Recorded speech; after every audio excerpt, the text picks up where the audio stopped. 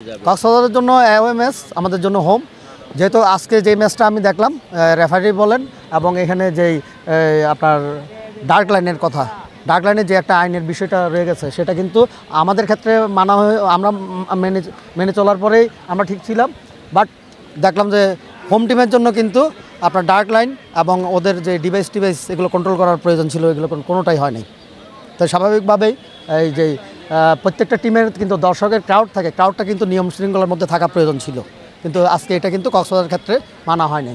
তো আমি চাই আমাদের হোম গ্রাউন্ডে গেলে আশা করি আপনারা অনেক ভালো এই ধরনের নিয়ম শৃঙ্খলার মধ্যে টিম খেলতে পারবে, এটা আমরা মেনটেন করব। 2-1 মাস আগে কমিশন গোল্ড কাপের চ্যাম্পিয়ন টিম, তো ওরা বলতে গেলে চ্যাম্পিয়ন টিম হিসাবে আমাদের সাথে খেলছে। আমরা তো 2-1 দিন প্র্যাকটিস করে এত সুবিধা হয় নাই, ফ্যাসিলিটি এরকম পাই নাই। ঘাটতি বলতে আমাদের এরকম আর কি, যদি আমরা আরও 3-4 দিন প্র্যাকটিস পাইতাম তবে একটা টিম মানে একটা বন্ডিং হতাম আর কি। ওই হিসাবে আমরা কক্সবাজারে এসে মানে নিজেদের খেলাটা খেলতে পারে না আর কি। আমাদের হোম ম্যাচ হবে 17 তারিখ, ওখানে আমরা ভালো খেলার চেষ্টা করব। আশা করি সবাই ভালো খেলছে। এই যে আমাদের কোচ আছে মাসুদ ভাই, ওনার নেতৃত্বে আমরা সবাই ভালো খেলার চেষ্টা করছি এবং আমরা 2 গোলে জিতছি আর কি। সবাই ভালো খেলছে আশা করি।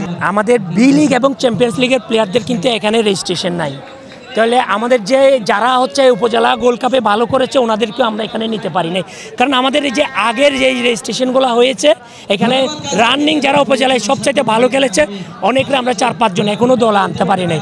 আমরা যদি ওনাদেরকে দলে আনতে পারি, রেজিস্ট্রেশন করাতে পারি, আমাদের জেলা দল অনেক শক্তিশালী দল হবে। সামনের প্রত্যাশা 17 তারিখ আমাদের আরেকটা ম্যাচ আছে, ওইটাও জয় নিয়ে আমরা কোয়ালিফাই করব। আমাদের টিমে কক্সবাজার প্রত্যেক উপজেলার বেস্ট প্লেয়ার নিয়ে টিমটা গঠন করেছে।